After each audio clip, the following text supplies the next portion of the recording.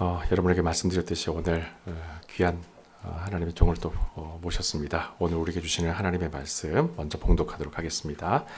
누가복음 6장 12절부터 19절. 오늘은 개역개정 성경으로 함께 말씀을 봉독하도록 하겠습니다.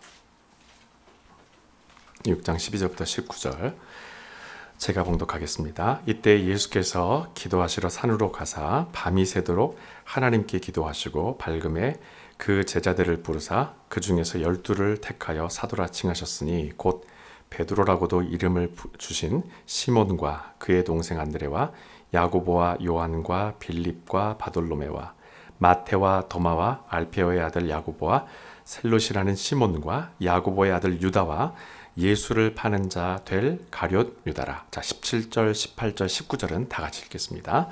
예수께서 그들과 함께 내려오사 평지에 서시니 그 제자의 많은 무리와 예수의 말씀도 듣고 병 고침을 받으려고 유대 사방과 예루살렘과 두로와 시돈의 해안으로부터 온 많은 백성도 있더라. 더러운 귀신에게 고난받는 자들도 고침을 받은지라.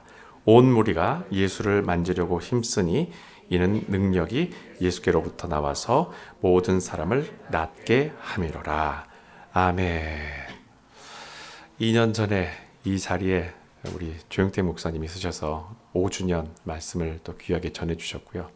2년 뒤에 우리 목사님의 아드님 되시는 한동대학교 조준모 교수님께서 오늘 다시 우리에게 또 하나님의 생명의 말씀을 전해주실 것입니다. 더 이상 설명 많이 하면은 오히려 지루합니다. 제가 빨리 사라지는 것이 낫습니다. 우리 조준모 교수님 나오실 때 뜨거운 박수로 환영해 주시기 바랍니다.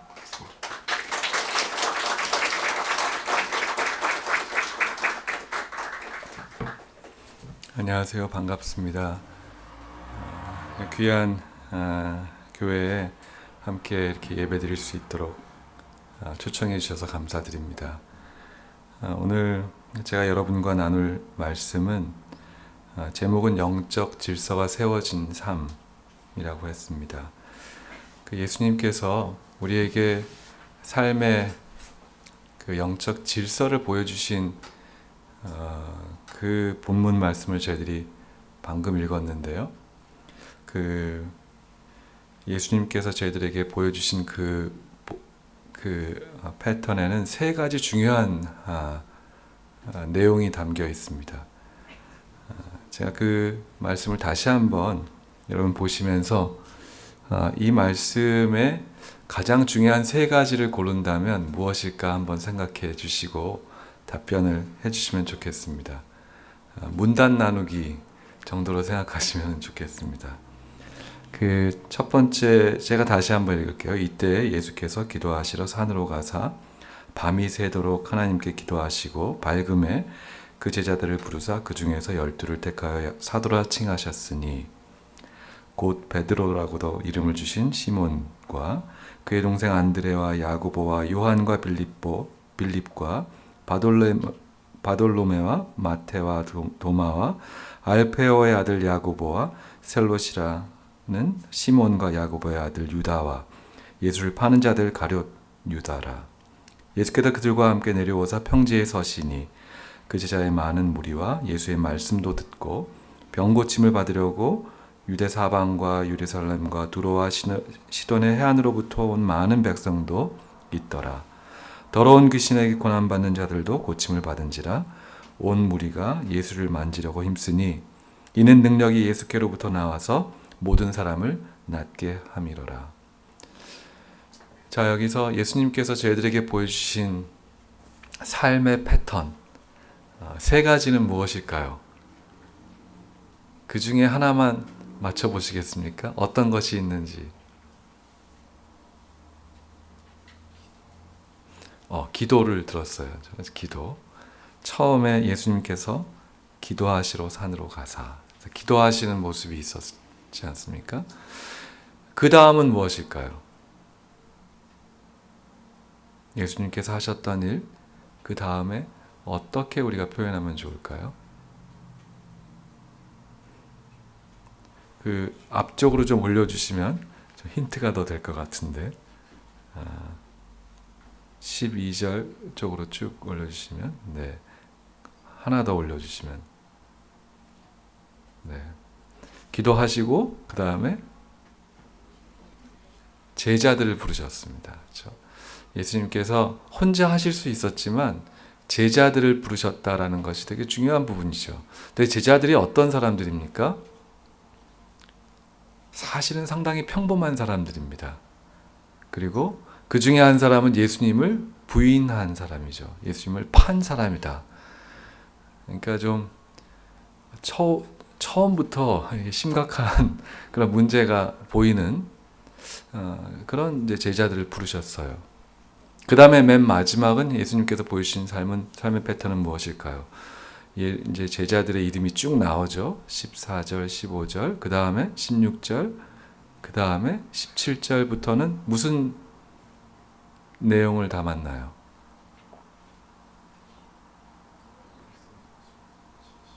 말씀도 전하시고 병도 고치시고 18절 보면 귀신도 내쫓으시고 고난받는 자들도 고침을 받은지라. 예수님께서 하시는 일은 사역이었습니다. 그래서 이 세 가지를 저희들이 간략하게 생각한다면 처음엔 기도. 근데 기도는 무엇입니까? 하나님과 홀로 있는 시간 아닙니까? 우리가 함께 기도할 수 있지만 예수님께서 여기서 보여주신 것은 홀로 한적한 곳에 가셔서 기도하신 것입니다. 그래서 그것을 이렇게 표현할 수 있을 것 같습니다. 고독, 홀로 있는 시간. 근데 고독하다라는 것은 아무도 없이 나 혼자 있는 시간인데 우리 예수님을 따르는 사람들이 고독할 때는 하나님과 홀로 있습니다. Alone with God. 하나님과 홀로 있는 시간. 그렇죠? 고독이라고 할 수 있고 그 다음에는 제자들을 부르셨죠.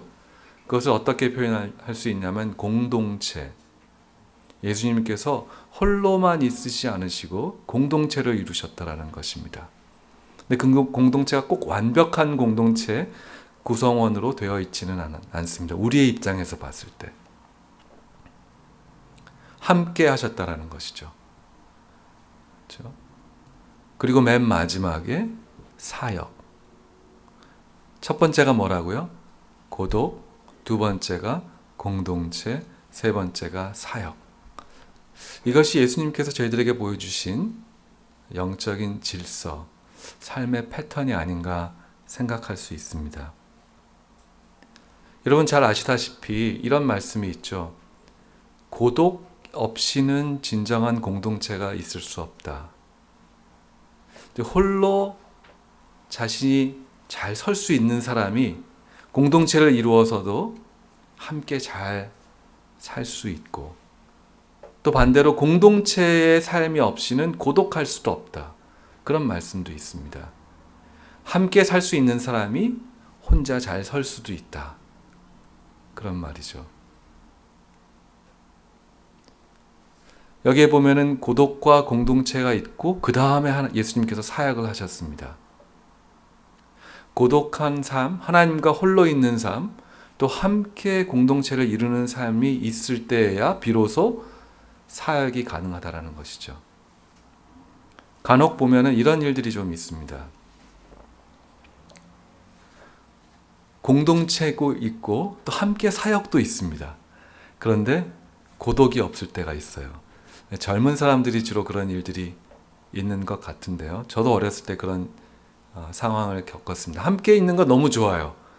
교회 생활이 너무 기쁩니다. 같이 있으면 너무 신이 나고 열심히 기도하기도 하고 교회 안에서는 뭔가 되는 것 같습니다. 그리고 같이 봉사도 합니다. 사람들을 섬기기도 해요. 선교를 나가기도 합니다. 그런데 내 마음 한구석에 무언가 공허한 것이 있어요. 왜냐하면 나는 하나님과 홀로 함께하는 시간이 없기 때문에, 기도하는 시간이 없기 때문에, 하나님과 독대하는 시간이 없기 때문에 사실 아주 심각한 문제죠. 겉으로는 되게 열심히 있는 것처럼 보이지만 영적인 실체의 가장 중요한 시작이 없기 때문이죠. 혼자 있으면 불안합니다. 어떻게 해야 될지 모르겠어요. 뭐라도 켜야 돼요. 자꾸 핸드폰을 보기도 합니다. 홀로 잠잠히 주님 앞에 무릎 꿇고 있는 시간, 함께 주님과 함께 산책하는 시간, 기도하는 시간, 그 시간이 없으면 상당히 심각한 영적인 질서에 문제가 생기는 것이죠. 반대로 이럴 수도 있습니다. 하나님과 내가 너무 친해요. 하나님 큰 은혜를 받았습니다. 그런데 공동체를 이루는 것이 보통 힘든 것이 아닙니다. 여러분, 공동체가 정말 아름답고 좋지만 쉽지는 않습니다. 혼자 살 때는 다 괜찮은 사람인 줄 알았는데 결혼을 하면 죄인인 줄 알게 되죠. 내가 어떤 사람인지 상대방이 너무 잘 반사해 주니까 마치 거울을 앞에 두고 사는 것 같다라는 그런 생각을 저는 했습니다. 공동체를 이루는 것 쉬운 일이 아닙니다. 나를 자꾸 지적합니다. 너무 힘들어요. 그리고 일도 쉽게 되지 않습니다. 혼자 하면 훨씬 빨리 할 수 있고 효과적으로 할 수 있을 것 같은데 같이 하다 보니까 느려요. 설득해야 되죠. 삐진 사람 다독여야 되죠. 공동체를 이루는 것은 상당히 어렵습니다. 그러니까 어때요? 간혹 아주 하나님 앞에 은혜를 받은 사람이 공동체를 뛰어넘고 사역을 열심히 하는 때도 있습니다. 한국에는 이제 연예인들이 은혜를 많이 받으면 그럴 때가 좀 있습니다. 사람들이 엄청나게 주목을 하니까 막 간증을 하러 다니죠. 근데 교회의 공동체에 서포트와 기도가 없이 막 다닙니다. 그러면은 정말 불안한 거죠. 그 사람을 위해서는 정말 안 좋은 상황이 벌어지곤 합니다. 사역은 홀로 하는 것이 아니라 함께 하는 것이죠. 선교사님들을 우리가 왜 기도합니까? 선교사님들의 그 선교가 선교사님들만의 사역이 아니기 때문입니다. 교회 공동체의 사역이죠. 그분들과 우리가 함께 손과 발이 되어서 주님을 섬기는 것이고 그 지역에 있는 사람들에게 사역을 하는 것이죠. 사역은 홀로 하는 것. 예수님조차도 충분히 홀로 사역을 하실 수 있는데도 불구하고 그들과 함께 사역하셨다고 하십니다. 이게 얼마나 겸손한 자세입니까? 그래서 저희들이 이 시간에 이런 질문을 해보았으면 좋겠습니다. 나는 저 순서가 잘 지켜지고 있는가? 내 삶에 고독이 있는가? 하나님과 홀로 하는 시간이 있는가? 나는 공동체를 잘 세우고 섬기고 함께 살아가고 있는가? 아니면 나 잘났다고 그냥 혼자 있는 것인가? 하나님하고의 관계는 좋은데 저 사람은 정말 힘들다. 그러고 있는가? 나는 공동체와 함께 사역을 하는 사람인가? 나는 하나님하고 너무 좋아. 우리 교회 너무 좋아. 공동체 너무 좋아. 그런데 누구를 봉사하고 섬기고 이 교회 공동체를 떠나 있는 어떤 누구를 위해서 섬기는 삶이 있는가? 고난받는 자들에 대해서 내가 관심이 있는가? 그런 질문을 해볼 수 있을 것 같습니다. 여러분 지금 잠시 성령님께 속으로 물어보 주세요. 하나님, 내가 이 질서가 잘 잡혔나요? 이 세 개 중에 어떤 것이 좀 부족한가요? 한번 하나님께 여쭤보십시오. 이런 기도를 드리면 하나님께서 정말 즉각 대답을 해주시더라고요. 금방 답을 주시곤 합니다. 이미 답을 저희들이 알고 있을 수도 있습니다. 이 말씀은 사실 저의 해석이 아니라 여러분이 잘 아시는 헨리 나우엔이라는 분의 책에서 제가 이 부분을 읽었습니다. 그래서 오랫동안 참 너무 귀한 그 메시지다라고 생각을 하고 있었죠. 오늘 저희가 여러분과 조금 더 깊이 시간을 나누려고 하는 것은 이 세 개의 패턴 중에, 세 개의 원리 중에 첫 번째 것, 고독의 삶에 대해서 얘기할 텐데, 고독의 삶도 여러 종류가 있을 텐데 특별히 말씀에 대해서 이야기하고자 합니다. 이 보금자리 교회는 말씀 중심의 교회라서 사실은 이 내용이 필요 없는 교회라고 저는 생각을 합니다만, 잘 아는 것들도 저희들이 다시 한번 상기하는 것 중요할 것 같다 생각이 됩니다. 요한복음 1장 1절 말씀 같이 한번 읽읍시다. 시작. 태초에 말씀이 계시니라. 이 말씀이 하나님과 함께 하셨으니 이 말씀은 곧 하나님이시니라. 맨 마지막 문장, 이 말씀은 곧 하나님이시니라. 여러분, 우리가 아침에 혹은 저녁에 하면은 중간중간에 일하다가도 말씀을 펴고 하나님의 말씀을 읽을 때, 묵상할 때, 공부할 때 하나님의 말씀을 읽는 거지만 사실은 하나님을 만나는 것입니다. 왜요? 하나님의 말씀이시기 때문에. 저 청년 때 누가 그런 말씀 해주셨어요. 야, 너 성경 읽으면 하나님하고 만나는 거야. 말씀이 곧 하나님이시니까 그런 마음으로 대해라. 하나님과 함께하는 것 어떤 방법이 있을까요? 여러 가지가 있을 수 있지만 첫 번째로 우리가 생각해야 될 것이 말씀과 함께하는 삶입니다. 왜냐하면 그 말씀이 곧 하나님이시기 때문이죠. 그러면 우리는 말씀을 어떻게 대해야 할까요?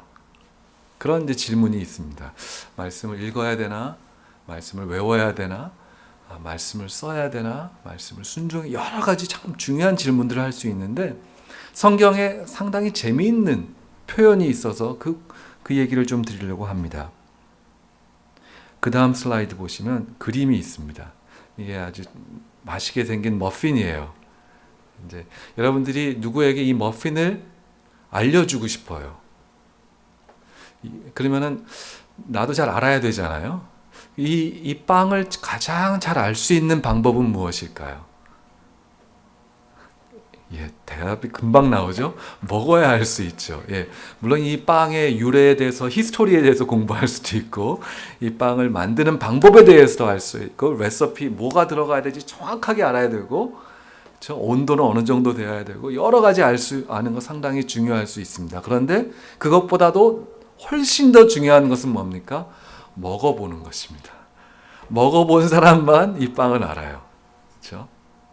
먹어봐야 알아요. 그런데 이상하게 하나님의 말씀에 대해서 얘기하면서 말씀과 무엇과 자꾸 비교를 하냐면 빵과 비교를 합니다. 물론 이제 한국어로 잘 표현을 하면 떡, 그것보다 더 잘 표현을 하면 제 생각엔 밥이라고 생각해요. 그래서 bread라고 했을 때는 meal을 얘기하는 거잖아요. 먹는 것. 그래서 우리가 잘 아시는 신명기 8장 3절 말씀 같이 한번 읽겠습니다. 시작. 너를 낮추시며 너를 줄이게 하시며 또 너도 알지 못하며 네 조상들도 알지 못하던 만나를 네게 먹이신 것은 사람이 떡으로만 사는 것이 아니요 여호와의 입에서 나오는 모든 말씀으로 사는 줄을 네가 알게 하려 하심이니라. 하나님의 말씀과 무엇과 비교합니까? 떡, 빵, 밥. 왜 굳이 떡과 말씀을 비교해서 말씀하셨을까요? 그런 질문을 할 수 있는데 구약성경, 신약성경에 하나님께서 말씀을 어떻게 하라 명령하신 부분이 있는데 말씀을 어떻게 하라 그랬냐면 먹으라 그렇게 말씀하셨어요. 말씀을 먹으라. 떡을 먹는 것처럼 말씀을 먹으라. 예레미야 15장 16절 예레미야 선지자에게 하나님께서 말씀하십니다. 시작. 만군의 하나님 여호와시여 나는 주의 이름으로 일컬음을 받는 자라. 내가 주의 말씀을 얻어 먹었사오니 주의 말씀은 내게 기쁨과 내 마음의 즐거움이오나. 여러분 말씀을 먹는다 그랬을 때 딱 마음에 다가오세요? 아니면 저게 도대체 무슨 말이야? 먹어본 사람만 알 수 있는 것 아니겠습니까? 에스겔 선지자에도 이렇게 말씀하셨습니다. 3장 1절부터 3절까지 시작. 또 그가 내게 이르시되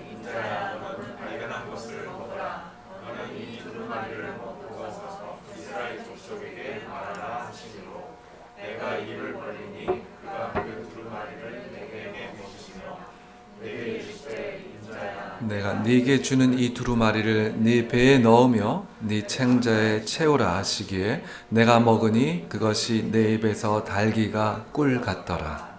아멘. 에스겔 선지자도 하나님의 말씀을 먹었습니다. 그런데 맨 마지막에 참 용기를 북돋게 하는 그런 말씀이 있죠. 내 입에 달기가 꿀 같더라. 하나님의 말씀은 꿀송이보다 더 달다. 근데 그게 항상 그런 건 아닌 것 같아요. 쭉 꾸준하게 먹다 보면 와, 이게 정말 꿀보다 더 달구나 라는 것을 비로소 알게 되는 것 아니겠습니까? 자, 여기서 끄떡끄떡 하시는 분은 뭔가 그거를 경험하셨던 분 같고 잘 모르겠다 그러신 분들도 있을 것 같아요. 하나님의 말씀은 경험해 보는 것, 먹어보는 것입니다. 구약 성서에는 참 이상한 선지자들이 많아서 그때 먹는다라는 것은 이제는 적용이 안 될 것 같아 라고 생각할 수 있지만, 신약에 보면은 사도 요한에게도 하나님께서 이렇게 말씀하셨습니다. 계시록 10장 9절부터 10절 시작. 내가 천사에게 나아가 작은 두루마리를 달라 한즉 천사가 이르되 갖다 먹어버리라. 내 배에는 쓰나 내 입에는 꿀같이 달리라 하거늘 내가 천사의 손에서 작은 두루마리를 갖다 먹어버리니 내 입에는 꿀같이 다나 먹은 후에 내 배에는 쓰게 되리라. 아멘. 배에 쓰다라는 말이 좀 걸리죠. 하나님의 말씀을 대절에 먹다 보면 쓸 때도 있습니다. 저는 하나님의 말씀이 빛이라서 자꾸 내 안에 어두운 것들을 비출 때가 있어요. 그 전에 내가 잘 몰랐었던, 내가 잘못했던 것들, 내가 실수했었던 것들, 하나님께서, 그리고 내가 고쳐져야 되는 부분들, 내가 아픈 부분들을 하나님의 말씀의 빛 가운데 저 자신을 놓는 것 같은 그런 생각. 이게 불편합니다. 그냥 지나갔으면 좋겠는데 하나님의 말씀 앞에 무릎 꿇고 있으면 자꾸 내 자신의 부족함이 드러나는 것이죠. 그런데 여러분 아시다시피 내가 나아지려면 어떻게 합니까? 상처를 열어야 되잖아요. 그렇죠? 열어야 되죠. 그러니까 빛 가운데 온다라는 것은 사실은 나를 소성케 하는 일, 내가 나아지는 일 아니겠습니까? 근데 쓸 때가 있다라는 말씀이시죠. 자, 하나님께서 말씀을 먹어라 그렇게 말씀하셨어요. 그러면 이렇게 질문할 수 있겠습니다. 우리가 왜 먹어야 되죠? 우리가 음식을 왜 먹나요? 음식은 왜 먹나요? 너무 단순한 질문이라서 답하기 좀 쑥스러울 수 있지만 대답을 한번 해주세요. 여러분들은 또 저는 왜 먹어야 하나요? 그냥 밥을 왜 먹어야 하나요? 살기 위해서. 아주 그냥 안 먹으면 죽어요. 그렇죠? 아무리 멋있게 생긴 사람도 먹어야 돼요. 다 갖춘 사람도 먹어야 돼요. 은행에 억만불이 있어도 먹어야 돼요. 거기에 있다고 다 해결되는 것이 아니죠. 그리고 어제 잘 먹었다고 오늘 그냥 있으면 안 됩니다. 오늘도 먹어야 되죠. 먹어야 삽니다. 또 어떤 이유가 있습니까? 먹는 이유. 에너지. 네. 일을 열심히 하시는 분들은 그래, 내가 먹어야지 일을 할 수 있지. 그렇죠? 또 제가 젊었을 때, 지금 좀 안 젊지만 젊었을 때는 그런 걸 자꾸 까먹고 먹는 거를 그냥 중요하게 얘기하지 않고 열심히 일을 했어요. 그러다 보면 능률도 엄청나게 떨어지고 아프게도 되고 힘이 없어서 일을 못한다는 걸, 먹어야 내가 일을 할 수 있는 에너지가 공급된다라는 거를 아주 그냥 너무 무식해서 나중에야 좀 깨달았습니다. 영적으로도 마찬가지죠. 내가 영적으로 공급되지 않는데 열심히 일하면 될 줄 알고 그랬다가 나중에 큰일 나는 것이죠. 또 하나 더 있습니다. 물론 더 있을 수 있는데 제 수준에서 먹어야 되는 이유. 왜 먹나요?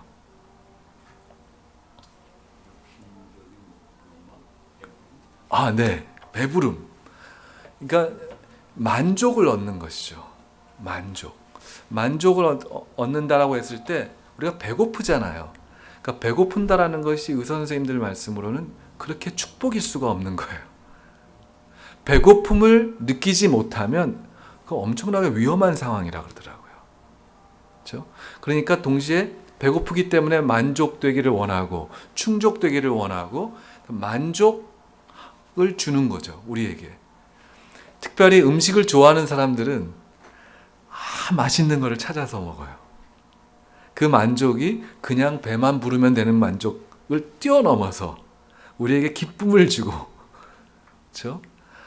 근데 정말 음식 좋아하는 사람들 치고 나쁜 사람이 없는 것 같아요. 그렇게 아주 그런데 너무 기뻐하는 거예요. 하나님께서 저희 이 나무를 만드시고 이 자연을 만드셨을 때 그게 가지고 있는 기능들이 있지 않습니까? 나무가 많으면 정말 산소도 공급이 되고 이 생태계가 순환이 되고. 그런데 어떨 때 이렇게 생각해 봤어요. 왜 꽃이 굳이 예뻐야 되나? 그 기능만 생각했을 때는 꽃이 굳이 예쁠 필요가 없거든요. 하나님께서 우리에게 주신 이 창조세계의 원리 중에 하나가 우리에게 기쁨을 주는 에스테틱한 것이 있는 것 같아요. 음식도 마찬가지입니다. 우리에게 만족을 주죠. 그래서 이렇게 제가 한번 정리를 해봤습니다. 첫 번째는 음식은 우리가 먹는 이유는 because it satisfies us. 배고픔을 충족시킨다. 근데 이 만족이라는 것이 되게 표면적인 만족일 수도 있고요.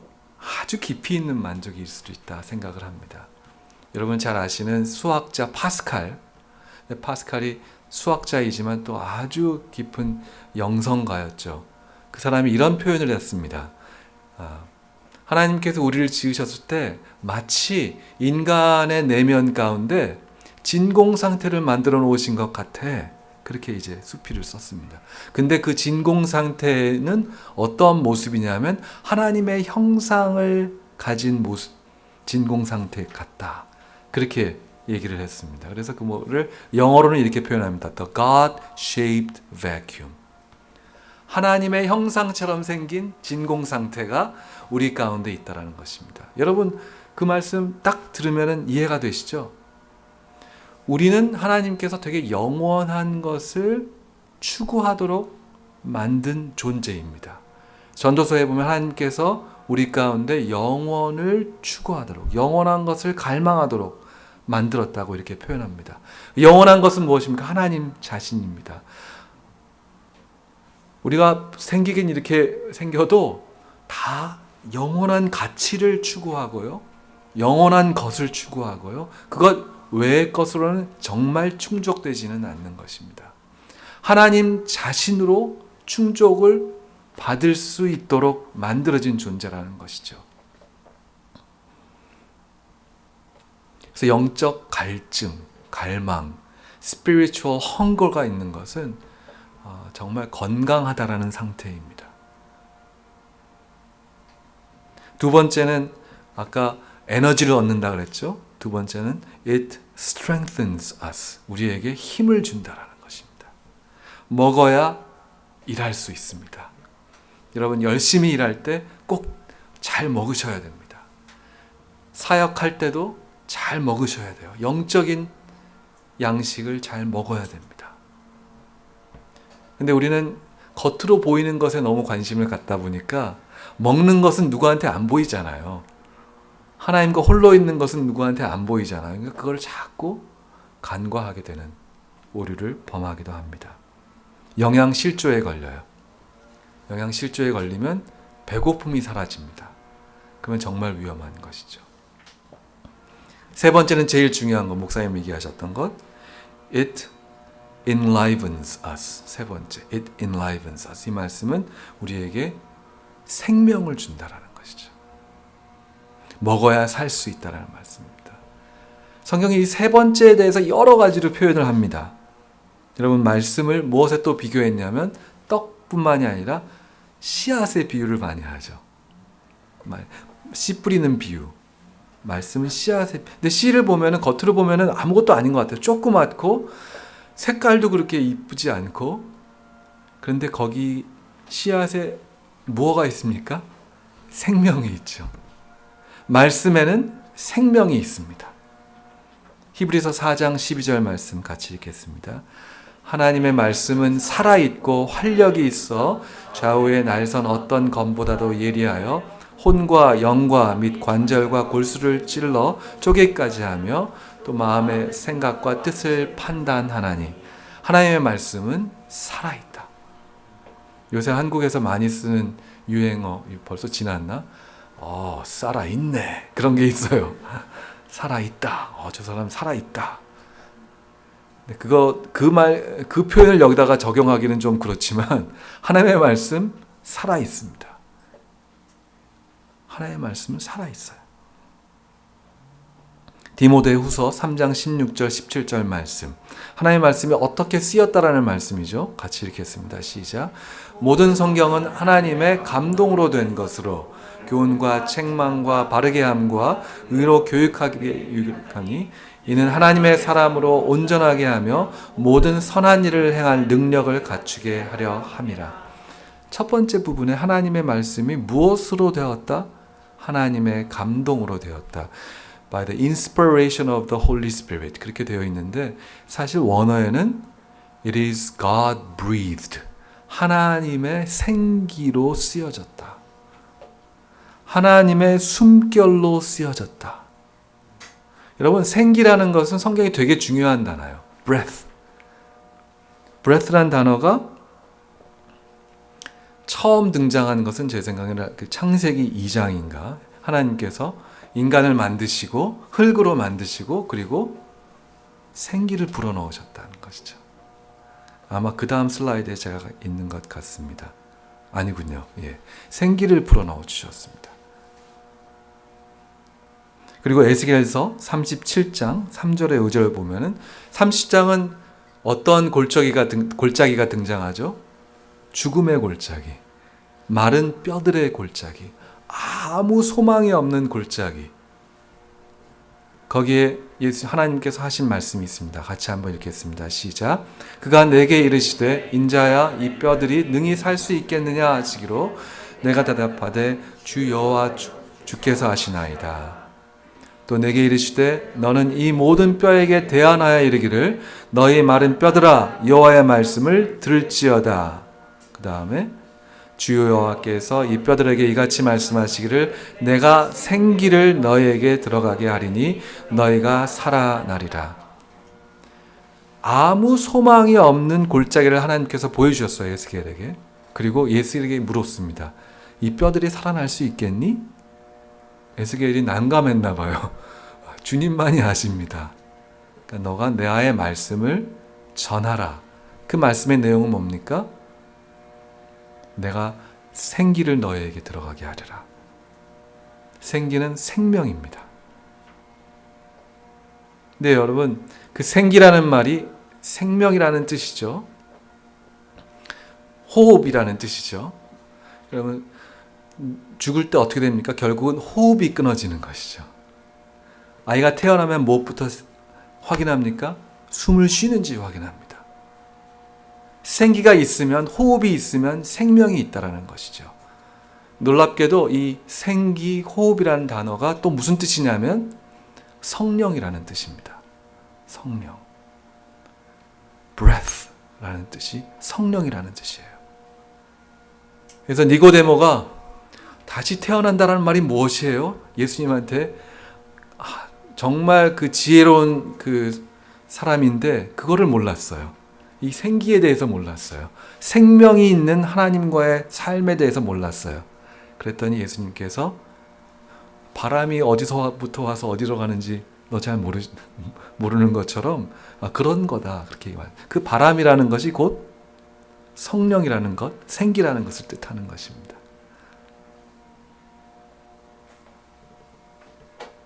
하나님의 말씀은 하나님의 숨결로 쓰여진 것, 하나님의 생기가 들어있는 것, 하나님의 생명이 있는 것입니다.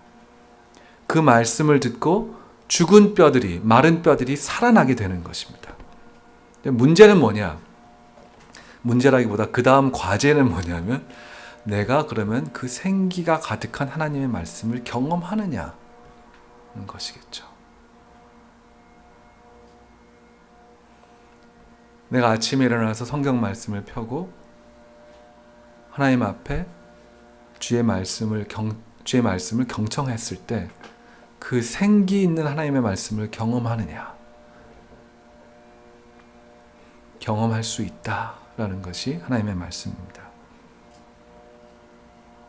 여러분, 제가 찬양 하나를 소개할 텐데요. 주님은 내 호흡이라는 찬양이에요. 우리 반주하시는 분이 한번 주시면 가사가 이렇습니다. 주님은 내 호흡, 내 안에 성령 살아계셔. 말씀은 내 양식, 생명의 말씀 나누시네. 오 나의 주 난 갈망해요. 오 주 없이 난 살 수 없네. 너무 솔직한 표현입니다. 거칠애가 없는 그런 표현이에요. 같이 한번 찬양하게 보겠습니다. 주님은 내 호흡, 주님은 내 호흡, 주님은 내 호흡, 내 안에 성령 살아 계셔. 말씀은 내 양식, 말씀은 내 양식, 말씀은 내 양식, 말씀은 내 양식, 생명의 말씀 나누시네.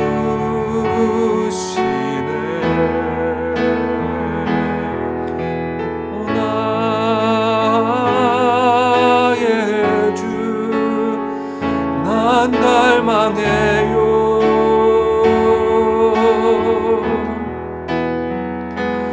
오 주 없이 난 살 수 없네. 오 나의 주 난 갈망해요. 오 나의 주 난 갈망해요.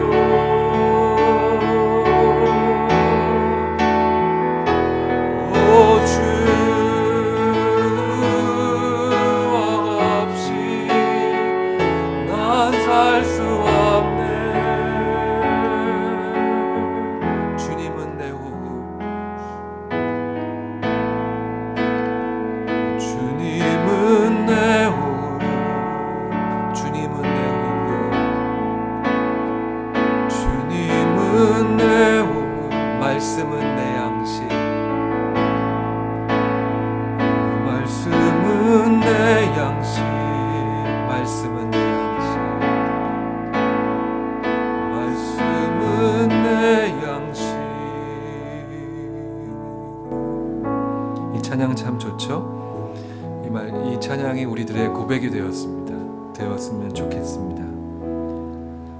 그러면은 마지막으로 말씀을 어떻게 먹어야 되는지 조금 나누도록 하겠습니다. 첫 번째로는 말씀을 먹을 때 어린아이처럼 먹으세요. 그 말씀은 의존적으로, dependently. 예수님께서 대답하여 이르시되 천지의 주제이신 아버지여 이것을 지혜롭고 슬기 있는 자들에게는 숨기시고 어린 아이들에게는 나타내심을, 계시하심을 감사하나이다. 성령께서 우리에게 하나님의 말씀의 비밀을 보여주신다 그러셨어요. 하나님께서도, 예수님께서 그런 말씀을 여기에 하십니다. 저는 이것을 이렇게 이해합니다. 성경을 읽다 보면 질문이 많아요. 그러면 우리 마음의 자세가 하나님 가르쳐 주세요. 질문하는 것입니다. 질문하세요. 그리고 내가 모든 걸 다 알려고 노력하는 것보다 심플하게, 하나님 이게 무슨 뜻이죠? 도대체 말이 안 되잖아요. 제가 청년 때 그렇게 하라고 배워가지고 아직도 제가 노트에 질문이 많습니다. 그런데 이상하게도 그렇게 솔직하게 주님께 질문하면서 말씀을 읽으면 말씀을 읽다가 해답이 옵니다. 해답이 안 오는 것들도 있죠. 한 달이 걸리는 것들도 있죠. 나중에 보니까 구약에 있는 것을 신약에 설명하고 있는 걸 나중에 깨닫게 됩니다. 의존적으로 하나님과 함께 있으니까 하나님 말씀하시면 잘 못 알아들으면 하나님 그게 무슨 말씀이에요? 잘 이해가 안 됩니다. 그리고 질문을 적어보시기도 하고. 요한복음 14장 그 다음 슬라이드에 없군요. 그 다음에 두 번째 것은 말씀을 정기적으로, 의지적으로. 이게 그 요새 세대들은 이 feel을 느낌을 너무 소중하게 생각합니다. 그래서 이제 보통 한국말로 필이 꽂힌다라는 표현이 있잖아요. 필이 꽂혀야 뭘 해요. 근데 물론 그것도 이해가 되죠. 우리 정서적으로 그런 마음이 있어야 되는데 결혼을 예를 들면 결혼은 우리가 잘 가꿔야 되는 정원과도 같은 것입니다. 이제 결혼을 했으니까 모든 게 끝났다 그러면 큰일 나죠. 그렇죠? 여러분 아직 결혼 안 하신 분들은 잘 새겨 들으세요. 결혼하고 나서도 그 가정을 잘 갖고 나가야 되는 것입니다. 근데 그것은 필이 꽂힐 때만 하는 것이 아니라 필이 안 꽂힐 때도 해야 돼요. 이 사람을 만나고 싶을 때만 만나는 것이 아니라 남편을, 아내를 시간을 떼어내서 꼭 데이트를 하라고 얘기를 저는 배웠거든요. 필이 안 꽂힐 때도 해야 되는 것입니다. 한 사람과 사람의 관계도 그렇게 잘 갖고 나가야 하는데 하나님과의 관계도 오죽하겠습니까? 그래서 하나님의 말씀은 의지적으로 또 정기적으로 대하여야 하는 것입니다. 새벽 미명에 한적한 곳을 찾으신 예수님, 시간을 떼어놓고, 그렇죠? 나는 그냥 느낌이 올 때만 할 거야. 그렇게 해서 잘하는 사람을 아직 제가 찾아보지 못했습니다. 우리가 우리의 연약함도 인정해야 됩니다. 나는 이렇게 캘린더에 써놓지 않으면 자꾸 까먹어. 겸손한 사람이 그렇게 하는 거죠. 난 다 기억할 수 있어. 그러면은 자꾸 그렇게 하는 사람은 그렇게 겸손하지 않는 것입니다. 이 사람하고 만나야 되는 것을 내가 정기적으로 해야 되겠어. 그러면은 약속을 하는 것처럼 하나님과의 만남, 홀로 있는 시간도 의지적으로 하시면 좋겠습니다. 맨 마지막 것이 제일 중요한 부분이라고 생각하는데 이것은 말씀이 육신이 되도록. 말씀을 어떻게 먹느냐? 첫 번째는 의존적으로, 두 번째는 의지적으로, 세 번째는 말씀이 육신이 되도록. 여러분 이게 정말 중요한 말씀이라고 생각합니다. 요한복음 1장 14절 같이 읽겠습니다. 말씀이 육신이 되어 우리 가운데 거하심에 우리가 그의 영광을 보니 아버지의 독생자의 영광이요 은혜와 진리가 충만하노라. 정말 중요한 진리가 여기 담겨 있습니다. 천지를 창조하신 하나님께서 우리를 구원하시기 위해서 저기 위해서 그냥 손만 이렇게 하신 것이 아니라 어떻게 하셨어요? 우리 가운데로 오셨어요. 성육신 하셨습니다. 말씀이 육신이 되셔서 우리와 함께 사셨어요. 체화되셨습니다. 하나님의 말씀은 영적인 것이지만 이것은 육체적으로 표현되어야 하는 것입니다. 내 삶이 살아가야 한다는 것이죠. 하나님의 말씀이 나를 가득하게 채워서 나의 삶이 그것을 표현해야 된다는 것입니다. 근데 이것도 자연스러운 것일 수도 있고 좀 의지적인 것도 필요하다고 생각을 합니다. 의지적인 것은 무엇일까요? 순종입니다. 말씀은 순종해야 돼요. 말씀을 순종했을 때 하나님을 경험합니다. 가나의 혼인잔치에서 종들이 순종했기 때문에 물로 포도주가 된 것을 그 사람들만 알았어요. 다른 사람들은 아무도 몰랐어요. 하나님을 알게 됩니다. 경험하게 됩니다. 성장하게 됩니다. 그런데 동시에 하나님의 말씀을 홀로 읽을 때 너무 급급해서 적용하려는 것은 조금 위험합니다. 하나님의 말씀을 잘 이해하고 그 다음에 순종해야 되겠죠.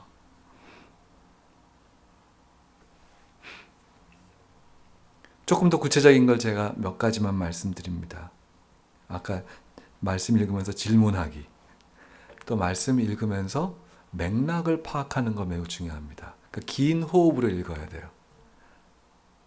마태복음 27장을 이해하기 위해서 26장도 읽어야 되고 28장도 읽어야 되고, 사실 1장부터 쭉 읽어야 전체적인 흐름을 알아서 그 사람의 그 마태복음에서 우리에게 주시고자 하는 메인 메시지를 잘 알아야 됩니다. 메인 메시지는 뒤로 하고 이상한 거에 꽂힐 때가 있어요. 또 하나, 말씀을 대하면서 기록하기. 그건 저에게 많이 도움이 됩니다. 어떨 때는 뭘 기록해야 될지 몰라서 그냥 여기에 있는 말씀 중에 이 말씀을 한번 내가 써보자. 이상하게 쓰기 시작하면 그 말씀이 저에게 한 차례 더 깊이 들어오는 것 같습니다. 어떨 때는 그거를 정리하기도 합니다. 어떨 때는 그거를 반추해서 리플렉션을 쓸 때가 있죠. 근데 한번 쓰는 게 참 많이 도움이 됩니다. 먹는데 깊이 먹는 것 같아요. 여기까지 쑥 들어가는 것 같습니다. 그리고 말씀 읽고 나누기. 그래서 소그룹이 필요한 것이죠. 말씀 읽을 때 다양한 버전을 보기. 이거는 뭐 제 개인적인 것이지만 성경 번역, 제가 이제 전공이 언어학입니다. 그래서 어떠한 성경의 번역도 완벽할 수는 없다라고 생각합니다. 그래서 여러 가지 버전을 보면 많이 도움이 됩니다. 그리고 성경은 묵상하기. 이걸 여기에서 그냥 그대로 두는 것이 아니라 이 말씀이 여기까지 내려오도록. 제가 어제 말씀을 마태복음 27장을 묵상했는데 예수님께서 십자가에 달리시면서 고난받으시는 그 장면이었습니다. 그때 예수님에 대해서 엄청나게 비난의 소리가 막 갔어요. 그 중에 하나가 그가 남을 구원하였으되 자기는 구원할 수 없도다. He saved others, but he cannot save himself. 근데 이상하게 그 말씀이 계속 저한테 남아있는 거예요. 하나님의 구원 방법은 하나님 자기 자신을 버리고 우리를 구원하는 거구나. 그 사람들이 주님에게 경멸하는 말로 했지만 사실 진리를 했구나. 하나님이 자기 자신은 구원하지 않고 남만 구원했구나. 자기 자신을 구원 못하네. 구원 못한 게 아니라 구원을 안 한 거죠. 이상하게 그 말씀이 계속 제 마음에 울림이 되는 거예요. 근데 그런 말씀은 저는 이런 거 있잖아요. 아침에 출근하기 전에 아내가 아니면 남편이 너 좀 머리가 이상하다 오늘. 헤어가 좀 이상하다. 그러면 그게 하루 종일 묵상되지 않습니까? 아, 저 사람이 왜 그렇게 얘기했을까? 여기가 무슨 문제가 있을까? 왜 나를 이렇게 힘들게 할까? 하루 종일 묵상이 됩니다. 그래서 우리는 we are born to be 묵상을 잘하는 사람이네요. 그 묵상의 대상을 하나님의 말씀으로 바꿔야 되는 작업이 필요한 것이죠. 저는 85년도에 저희 가정이 그 밴쿠버로 이민을 왔습니다. 그래서 와서 아주 암흑기 같은 고등학교 2학년과 3학년을 보내고 대학교에 가서도 참 어려운 시간을 혼자 되게 고독한 시간을 많이 가졌습니다. 교회에서는 되게 착실한 사람이었어요. 그렇지만 하나님과 깊은 교제가 있지는 않았습니다. 제가 대학교에서 공부를 할 때 여기서 이거를 공부하고 그 다음에 신학교를 가야 되겠다 그런 마음을 먹었습니다. 대학교에서 그래서 그 헬라 고전학을 했습니다. 되게 어려워서 고전을 했어요. 근데 어떤 그 집사님께서 저에게는 은인 같은 집사님이세요. 아주 날카로우신 분이었습니다. 저한테 이렇게 물었습니다. 준모야, 너가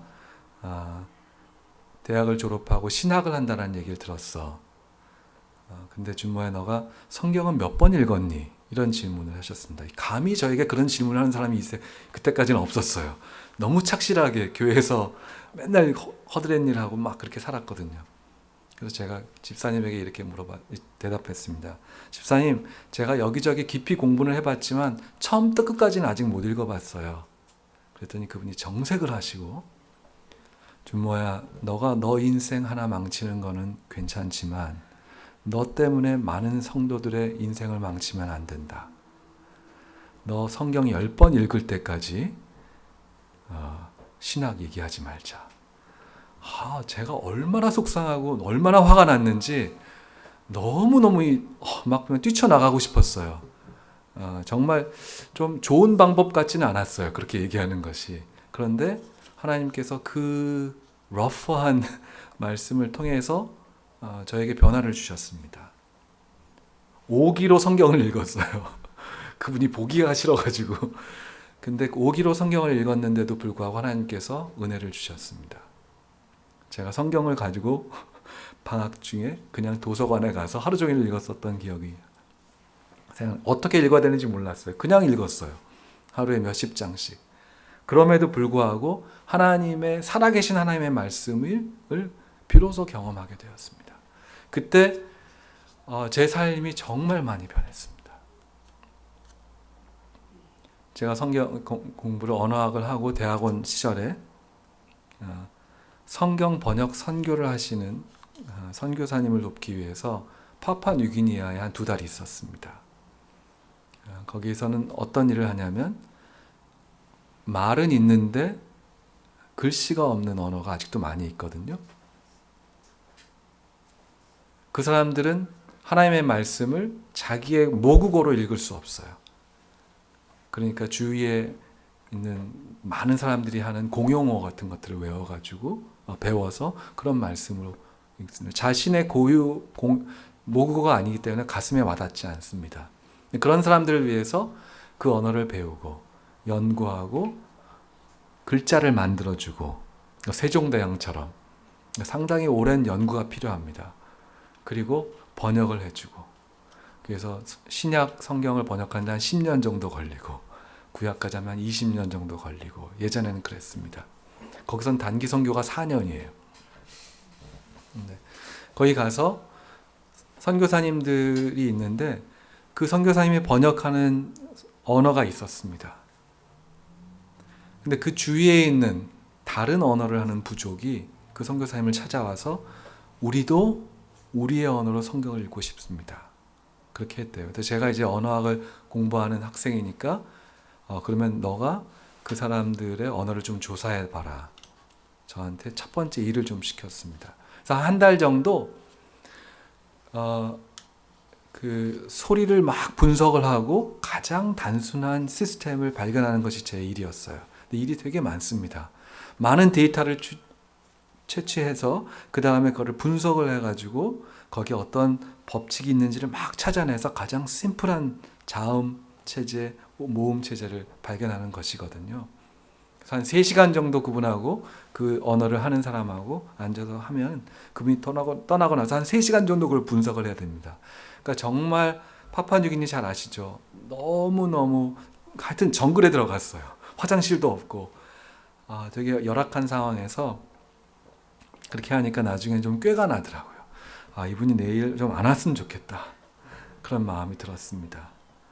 근데 제가 그 마음을 갖고 얼마 있다가 이런 소식을 들었습니다. 그분이 나에게 오기 위해서 10시간을 걸어오신대요. 10시간. 새벽에 일어나셔서. 그래서 온 다음에 우리 동네에서 며칠간 있으면서 그걸 하고 또 가신 거였어요. 저는 그걸 모르고 내가 좀 불편하니까 내일 안 오셨으면 좋겠다. 그런 생각을 했었던 게 너무너무 창피해가지고 지금도 생각하면 얼굴이 화끈거리는데 그런 경험이 있었습니다. 이분은 그 언어가 분석되고 성경 번역이 시작되어서 한 20년이 걸리니까 자기 세대에는 그 말씀을 볼 수 없을 거예요. 그 다음 후세대를 위해서 그 일을 한 것입니다. 그런 분들도 하나님의 말씀의 소중함을 알고 맨발로 10시간을 걸어서 정글을 거쳐가지고 거기까지 온 것 생각을 해봅니다. 오늘 여러분과 말씀을 나누면서 정말 우리 가운데 영적인 질서가 있는지, 내 마음에 하나님을 향한 그 갈급함이 있는지, 아니면 내가 영양실조 걸린 건 아닌지, 내가 말씀을 대할 때 살아계신 하나님의 생기를, 하나님의 생명을 경험하는지, 말씀을 의존적으로 또 의지적으로 또 말씀이 육신이 되도록 말씀과 함께 살아가는지 생각해 보는 시간 되었으면 좋겠고요. 이 시간에 잠시 아까 했던 그 찬양을 다시 한번 하면서 기도하는 시간 가졌으면 좋겠습니다. 먼저 이 찬양 같이 한번 하시죠.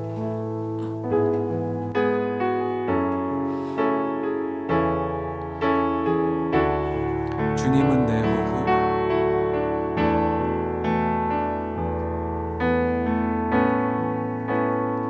주님은 내 호흡,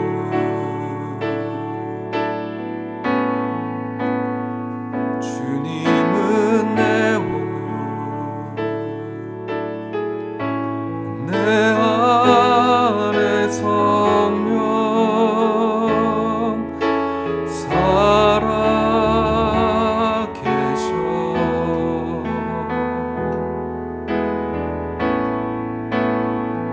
말씀은 내 양식,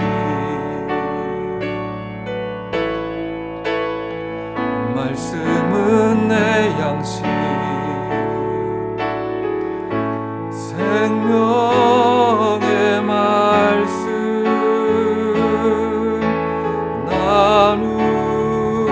나누시네. 오 나의 주, 오 나의 주, 난 갈망해요.